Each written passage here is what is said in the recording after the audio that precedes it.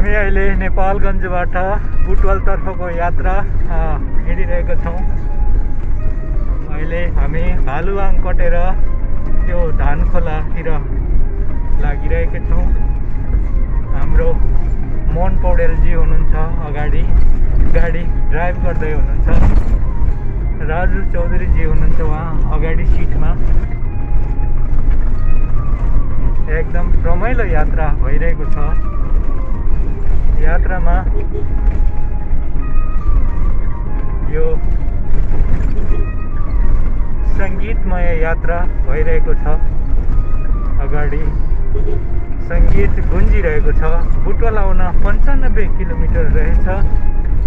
अझै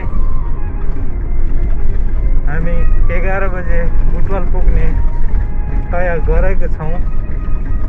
त्यही अनुसार गाडीको रफ्तारलाई यसरी बढाइरहेका छौँ।